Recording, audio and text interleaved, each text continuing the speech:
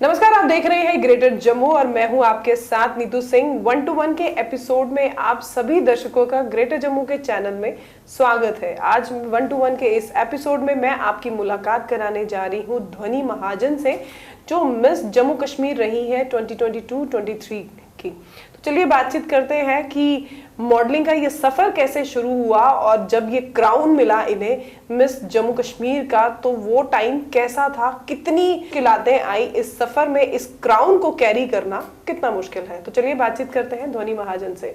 ध्वनि, ग्रेटर जम्मू के चैनल में आपका स्वागत है। Thank you. Miss Jammu Kashmir 2022-23 ये खिताब हर कोई चाहता था, जम्मू कश्मीर में हर कोई लड़की चाहती थी ये किताब हमें मिले। बड़ी मेहनत मशक्कत करनी भी पड़ती है। तो कैसे मतलब इस सफर की कैसे शुरुआत हुई? क्या बचपन से ही ये सोच रखा था? नहीं, बिल्कुल नहीं। हाँ, शीशे के सामने वो जो हर लड़की नए आउटफिट्स लेके पापा के सामने फैशन शो करती है ना, ये आउटफिट वो आउटफिट, वो मेरा चलता था सिंस चाइल्डहुड।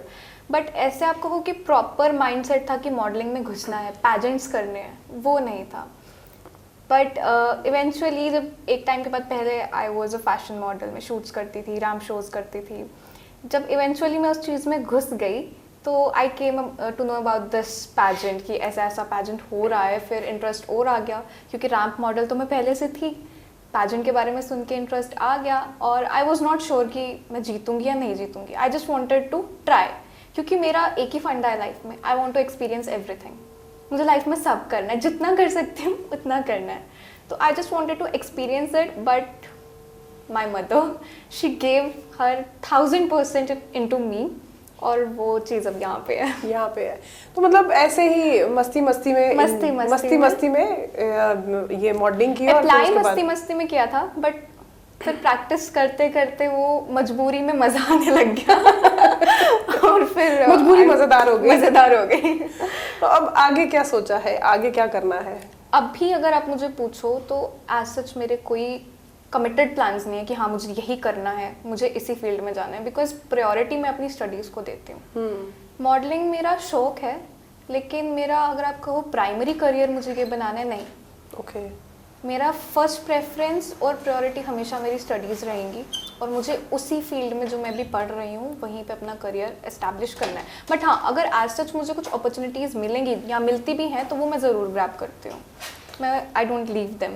तो लोगों ने या फ्रेंड्स ने कभी ये कहा नहीं कि कहाँ मॉडलिंग की फील्ड में थी, मॉडल बनी, तुम मिस जम्मू 2022-23 जम्मू कश्मीर 2022-23 रही हो, अब एकदम से इस फील्ड के साथ जस्टिफाई नहीं कर रही हो, अब पढ़ाई की तरफ ध्यान दे दिया, ऐसा क्यों? ऐसा नहीं कभी किसी ने पूछा? बहुत लोगों ने पूछा, इनफैक्ट अभी भी कहते हैं कि आप जाओ पैजेंट्स में, आप मिस इंडिया के लिए जाओ, मिस एशिया के लिए जाओ। Even though I want to, but अभी आई कांट, क्योंकि वही है, if I get into it तो यहाँ पे आपको अपना डे नाइट पूरा टाइम देना पड़ता है, और उस चक्कर में स्टडीज़ कॉम्प्रोमाइज़ होती हैं। तो that I can't afford right now. या I do want to become another pageant winner. I'll try further maybe, but if it's at the cost of studies, then no. The studies पहली priority है। Very good. Jammu में कितना change देखती है आप इस field में खासकर? रिसेंटली अभी आप अगर बोलो लास्ट 2 to 3 years में बहुत ज़्यादा चेंज आया है, नई चीज़ें आई हैं, एस्टैब्लिश बेसिकली अवेयरनेस। पहले लोगों के दिमाग में एक स्टीरियोटाइप था, नहीं मॉडलिंग में नहीं, इवन अभी भी है, बट पहले कुछ ज़्यादा था कि नहीं हम अपनी बेटी को इस फील्ड में नहीं भेजेंगे, ऐसा है वैसा है, बहुत स्टीरियोटिपिकल थिंकिंग थी लोगों की। बट अभी रिसेंटली वो चेंज हो रही है, हुई भी है बहुत हद तक। अभी आप देखोगे काफ़ी नई लड़कियां जम्मू की अलग अलग आप देखो जगहों से आ रही हैं, और वो अपना मॉडलिंग का जो उनका इंटरेस्ट है वो शो। इवन मुझे इंस्टाग्राम पे कितने डीएम्स आते हैं, कहीं किश्तवाड़ से, भद्रवाह से, कश्मीर से, इवन बाहर स्टेट से भी आते हैं, but I am talking about Jammu and Kashmir. काफ़ी लड़कियां आना चाहती हैं, और उनके पेरेंट्स की परमिशन के साथ। ऐसा नहीं है कि हाँ मुझे करना है बट घर पे झूठ बोल के ये वो, नहीं, पेरेंट्स भी अलोव कर रहे हैं, तो वो आ रहे हैं। अभी हाल ही में मिस यूनिवर्स जम्मू कश्मीर हुआ, तो वी वर एक्सपेक्टेड कि आप भी उसमें होंगी, हम आपको भी ढूंढ रहे थे। उसमें क्यों नहीं पार्टिसिपेट किया, जबकि आप इस फील्ड की ही हैं? क्योंकि वही सेम रीज़न, पढ़ाई, या I was into my studies, into my exams, और रिसेंटली मैंने शिफ्ट किया जम्मू से, तो अभी मैं जस्ट कल ही वापस जम्मू आई हूँ, तो उस रीज़न से भी कुछ था कि मैं जब वो डेट्स थी उस पैजेंट की, I was not in Jammu. तो आपको लगता नहीं आप इस क्राउन के साथ अनजस्टिफाई कर रहे हैं? मे बी बट वही ये कोशिश जारी है। I swear the moment I feel like या अभी I am prepared, I can take off from studies for a while, I will go for another pageant. पक्का जाएंगी? पक्का जाएंगे। तो उसमें मदर क्या कहती हैं? मम्मा तो वो कहते हैं जो मुझे करना है मैं करूँ, वो सपोर्ट मुझे करेंगे, whether it's my studies, whether it's my hobby, whether it's my pageant और modelling, she is always with me. She is like कि तू जा, तुझे जो करना है तू कर, I will support you. Like she is my backbone literally. Mother तो है, फादर भी है? बिल्कुल है, उनकी मर्जी के बिना मैं कैसे जाऊंगी? उनकी मर्जी के बिना तो, दोनों की मर्जी के बिना इंसान कुछ नहीं कर सकता ना। तो मम्मा लेकिन ज्यादा सपोर्ट मदर का है? पापा का भी है। मम्मा मतलब अगर करवाते हैं तो पापा हर जगह लेके जाते हैं कि तू जा, मैं हूँ, कोई कुछ कह रहा है मैं देख लूंगा, तू जा। ध्वनि, पेरेंट्स का सपोर्ट होना कितना जरूरी है? बहुत ज़रूरी है। पेरेंट्स के सपोर्ट के बिना आप सिर्फ मॉडलिंग में ही नहीं, कोई भी करियर, कुछ भी लाइफ में हो, आप उनके सपोर्ट के बिना नहीं कर सकते हो। बहुत टफ हो जाता है आपको। देखो, अगर आपको बाहर के लोग कुछ कह रहे हैं ना, वो तो हर हाल में कहेंगे, उनसे बैटल करना ना कंपैरेटिवली बहुत इजी होता है जब आपके पेरेंट्स आपकी साइड पे हो। बट अगर आपके पेरेंट्स ही आपके थॉट्स के अगेंस्ट हैं, तो वो आपकी जो बैटल होती है वो बहुत ज़्यादा डिफिकल्ट हो जाती है। आपको सेल्फ डाउट आने लगता है कि क्या जिस फील्ड में मैं जाने का सोच रहा हूँ वो सच में मेरे लिए सही है भी या नहीं है।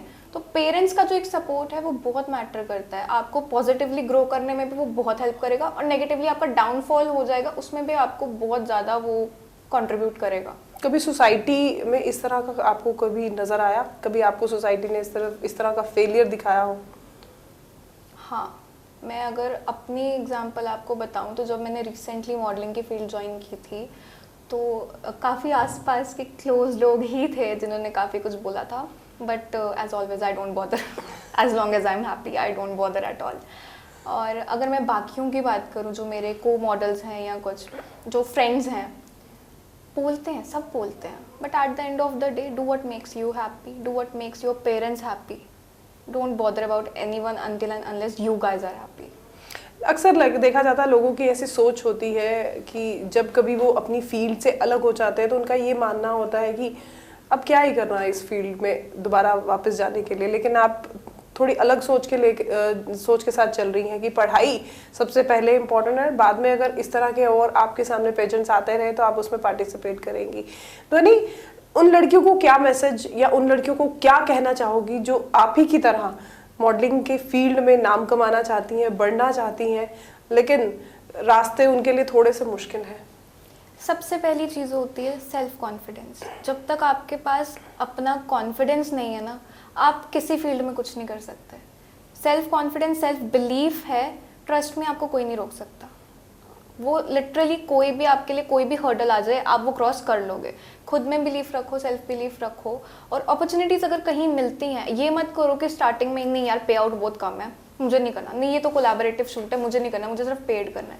जब आप न्यू कमर हो, फ्रेशर हो, आपको कोलैब शूट्स भी करने पड़ते हैं, एक्सेप्ट कर लो, और वहीं से यू गेट अ स्टेयरकेस ना कि हाँ ठीक है, अब आप एक बार आपका फेस हाईलाइट हो गया है, आप मार्केट में आ गए हो, तो मे बी वो अगर कोई सैलून आपकी अपलोड कर रहा है पिक्चर्स, मे बी किसी और को आपका फेस पसंद आ जाए और वो सिलेक्ट कर लें आपको, तो वो अपॉर्चुनिटीज़ जो आती हैं उनको ग्रैब करो, छोड़ो मत।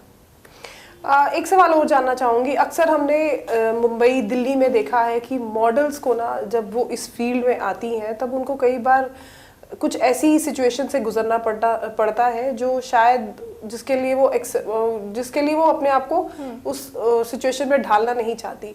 जम्मू में भी क्या इस तरह की चीज़ें हैं? नहीं, जम्मू में अगर आप बोलो, मैं 2022 के बिगिनिंग से ही मॉडलिंग में हूँ, या शायद उससे भी थोड़े टाइम पहले से, बट अभी तक मैंने जितने भी लोगों के साथ काम किए हैं, जितने आप सैलून बोल लो या आप ब्रांड्स कोई भी ले लो, आप नहीं, बिल्कुल क्लीन वर्क होता है, कोई आपको कॉम्प्रोमाइज़ नहीं करना पड़ेगा, कोई आपको कुछ गलत बात नहीं बोलता है।